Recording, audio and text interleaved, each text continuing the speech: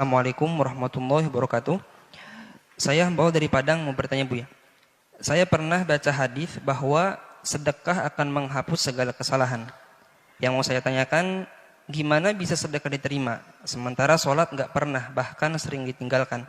Sementara saya pernah baca juga di buku tentang sholat. Apabila sholatnya diterima, maka amalan yang lain akan mengikuti semuanya. Jadi saya bingung untuk menyeimbangkannya antara buku yang saya baca Buya. Mohon penjelasannya Buya. Terima kasih.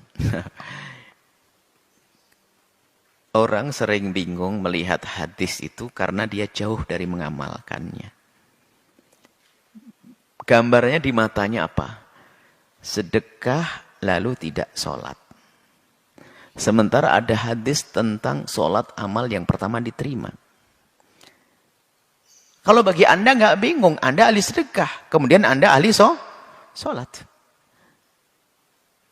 Selesai. Yang bingung adalah orang yang tidak pernah punya amal, kan begitu. Maksudnya begini, mana saya utamakan sedekah atau sholat? Begitu maksudnya. Sholat kewajiban, Anda laksanakan dong sholat Anda.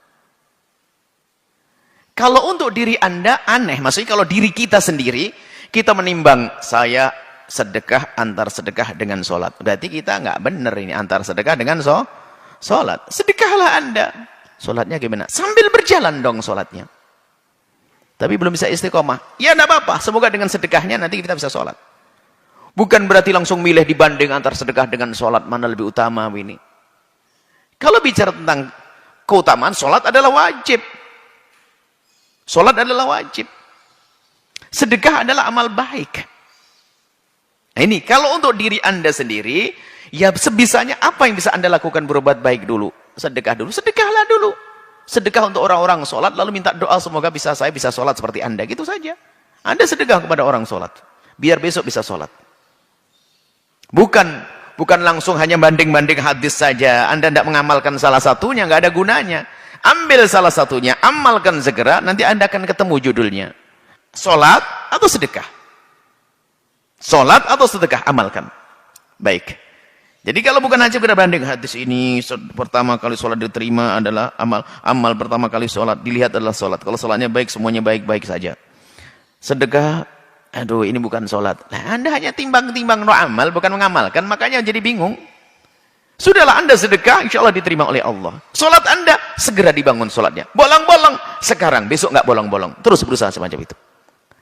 Kemudian, ini untuk diri Anda. Kalau menilai orang lain, nilailah nilai positifnya, jangan nilai negatifnya. Ada orang sedekah tapi nggak sholat. Apakah sedekahnya diterima? Insya Allah diterima. Sholatnya jadi sebab masuk neraka. Jangan bilang, wah sedekah gombal, sedekah banyak tapi nggak sholat. Lah, Anda ini ngerusak orang. Coba Anda dengan akal sehat Anda. Jika ada 3 orang. Yang pertama, dia adalah sedekah, tapi nggak sholat. Yang kedua, sholat, tapi nggak sedekah.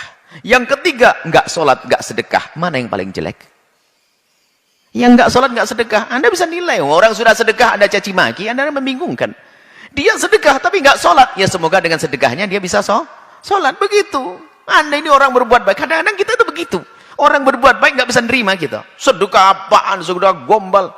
Perempuan model apa? Biarpun menutup aurat tapi nggak sholat, ya masih lumayan dia tidak sholat masih menutup aurat. Yang repot sudah nggak sholat buka aurat, itu loh.